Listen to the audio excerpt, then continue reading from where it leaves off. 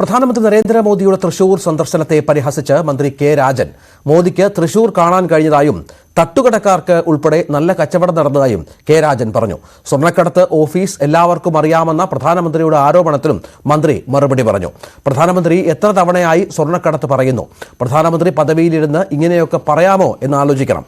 മണിപ്പൂരിൽ സ്ത്രീകളെ നഗ്നരാക്കി ആൾക്കൂട്ടം ആക്രമിച്ചതിനെപ്പറ്റി മോദി വാർത്താ സമ്മേളനത്തിൽ പറഞ്ഞില്ലെന്നും മോദിക്ക് വടക്കുംനാഥന്റെ മുന്നിൽ എല്ലാം ഏറ്റുപറയാമായിരുന്നുവെന്നും കെ രാജൻ വിമർശിച്ചു. മോദിയുടെ വരവിന് നന്ദി.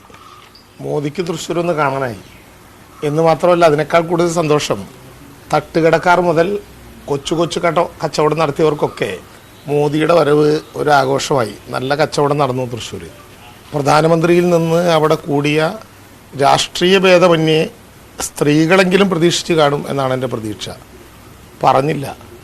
മണിപ്പൂരിൽ ആൾക്കൂട്ടാക്രമണത്തിനിടയിൽ നഗ്നരായി ഓടിപ്പോയ രണ്ട് സ്ത്രീകൾ ഏതെങ്കിലും രണ്ട് സ്ത്രീകളല്ല, ഏതെങ്കിലും വിഭാഗത്തെ പ്രതിനിധീകരിച്ചവരല്ല. 142 കോടി ഇന്ത്യക്കാരിൽ ഇന്ത്യയിലെ സ്ത്രീകളെ പ്രതിനിധീകരിക്കുന്ന 2 പേർ. അവരനുഭവിച്ച കഠിന വേദന ബഹുമാനപ്പെട്ട പ്രധാനമന്ത്രിക്ക് ആൾക്കൂട്ടത്തിനിടയിൽ നിൽക്കുമ്പോൾ, വടക്കുന്നാഥൻ്റെ മുമ്പിൽ നിൽക്കുമ്പോൾ ഒന്ന് ഏറ്റുപറഞ്ഞ് ഒരു മാപ്പെങ്കിലും പറയാമായിരുന്നു.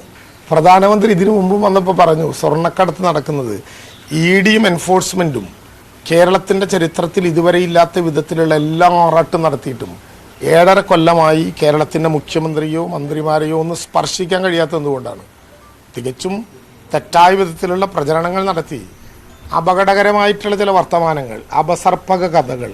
ഞങ്ങളിതിനെ ഭയപ്പെടുന്നില്ല. തൃശൂരിൽ നടന്ന സ്ത്രീശക്തി മോദിക്കൊപ്പം പരിപാടിയിൽ നടി ശോഭന പങ്കെടുത്തതിൽ ഒന്നും പറയാനില്ലെന്ന് മന്ത്രി കെ രാജൻ. മുഖ്യമന്ത്രി, പ്രധാനമന്ത്രിയൊക്കെ പങ്കെടുക്കുന്ന പരിപാടികൾ ഇവർ പങ്കെടുക്കുന്നത് സ്വാഭാവികമാണ്.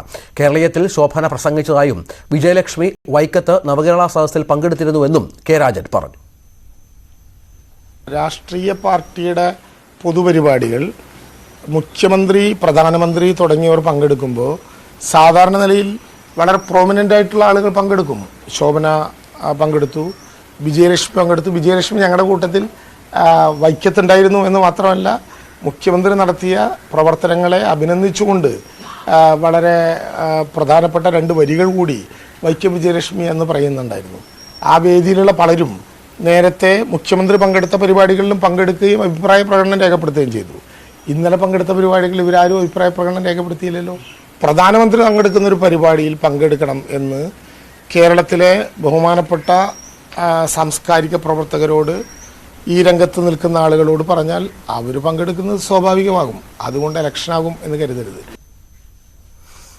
തൃശൂർ പൂരത്തെ രാഷ്ട്രീയവൽക്കരിക്കുന്നുവെന്ന പ്രധാനമന്ത്രിയുടെ ആരോപണം ദൗർഭാഗ്യകരമെന്നും മന്ത്രി കെ രാജൻ പറഞ്ഞു. പൂരം ഗംഭീരമായി നടക്കും, കഴിഞ്ഞ മികച്ചതാകുമെന്നും മന്ത്രി പ്രതീക്ഷ പ്രകടിപ്പിച്ചു. തൃശൂർ പൂരത്തെക്കുറിച്ച് ആരും ആകുലപ്പെടേണ്ട കാര്യമില്ല.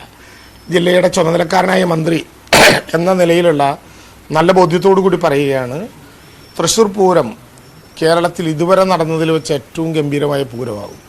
കഴിഞ്ഞ തവണ 14 ലക്ഷം പേര് പങ്കെടുത്തു എന്നാണ് ഞങ്ങളുടെ ഏകദേശ കണക്ക്. ഇത്തവണ അതുമാകില്ല, അതിനേക്കാൾ കൂടുതൽ ആളുകളാകും. ഒരു കേന്ദ്രത്തിനും ഒരു സംഘാടനത്തിനും പ്രയാസം ഉണ്ടാകില്ല.